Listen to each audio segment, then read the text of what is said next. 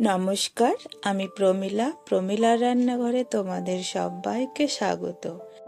আজ আমি বানাবো হাতে মাখা বেগুন পুরপুরি রেসিপি। আশা করি রেসিপিটা তোমাদের অনেক ভালো লাগবে। একদমই কম উপকরণে আর কম সময়ে তৈরি হয়ে যাবে দুর্দান্ত স্বাদের একটি রেসিপি।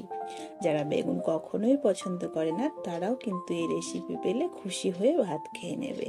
তো চলো দেরি না করে শুরু করি আমার আজকের রেসিপি। পুরো ভিডিওটা দেখো, সঙ্গে থেকো, মাত্র 2 মিনিটের রেসিপি। এই রেসিপিটা বানানোর জন্য প্রথমেই চলো বেগুনকে কেটে ধুয়ে নিয়েছি। বেগুনটাকে একটু লম্বা লম্বা করে কেটে নিয়েছি। আর এখন আমি একটা কড়াইয়ে বেগুন নিয়ে নিলাম আর নিয়ে নিলাম একটা টমেটো। এবার দিয়ে দিচ্ছি একটা তেজপাতা আর দুটো মিডিয়াম সাইজের পেঁয়াজ কুচিয়ে নিয়েছি। আর এখন দিয়ে দিচ্ছি একসঙ্গে একটা মশলা বেটে নিয়েছি, আদা, জিরে, রসুন সব কিছুকে দিয়ে দিলাম। স্বাদ মতো লবণ আর হলুদও দিয়ে দিলাম। ঝালের জন্য লাল লঙ্কার গুঁড়োটা দিলাম। আর সবশেষে দিয়ে দিচ্ছি সর্ষের তেল। এখানে 3 চামচ মতো তেল নিয়েছি। অবশ্যই তেল, মশলা, ঝাল সম্পূর্ণটা তোমাদের নিজেদের ব্যাপার, কে কতটা পছন্দ করো। এখন হাত দিয়ে খুব ভালো করে মাখিয়ে নেব। এইভাবে হাতে মেখে বেগুন পুরপুরি বানাবে, অসাধারণ লাগে। আর এখন আমি দিয়ে দিচ্ছি অল্প পরিমাণে একটু জল। এই রান্নাটায় বেশি জল একদমই চলবে না, অল্প একটু হাত ধুয়ে জল দিলেই হয়ে যাবে। একদমই শুকনো শুকনো তৈরি হবে, খেতে দারুণ লাগে। এখন ঢাকা দিয়ে 3 থেকে 4 মিনিটের জন্য স্লো আঁচে রান্না করে নেব। গ্যাসের মধ্যে বসিয়ে দিলাম। এবার 4 মিনিট অপেক্ষা করব।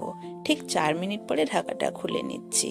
মাঝে আর নাড়লেও হবে আর না নাড়লেও হবে, আমি কিন্তু আর মাঝে নেড়ে দিইনি। তবে তোমরা কিন্তু যদি মনে করো পুড়ে যাওয়ার মতন তাহলে নেড়ে দেবে। এখন দেখো একটু নাড়াচাড়া করে নিলাম। একদমই শুকনো শুকনো বেগুন পুরপুরি রেডি হয়ে গেছে। ভীষণ সুন্দর লাগে, মাছ ফেলে এটাই তোমরা খাবে। নামানোর আগে চেরা কাঁচা লঙ্কা, কাসুরি মেথি দিয়ে একটু নাড়াচাড়া করে নামিয়ে নেব। মাছ বলবে দূরে থাকো, এই রেসিপিটা থাকলে এত ভালো লাগে। হাতে মেখে বেগুন একদম গলে যায় মোমের মতন, অসাধারণ স্বাদ। তো অবশ্যই তোমরা বানাবে। ভালো লাগলে লাইক, শেয়ার করো। আর আমার চ্যানেলে নতুন হয়ে থাকলে সাবস্ক্রাইব করো। ঘরোয়া রেসিপি পেতে পাশে থাকা বেল বাটনটি ক্লিক করতে ভুলো না।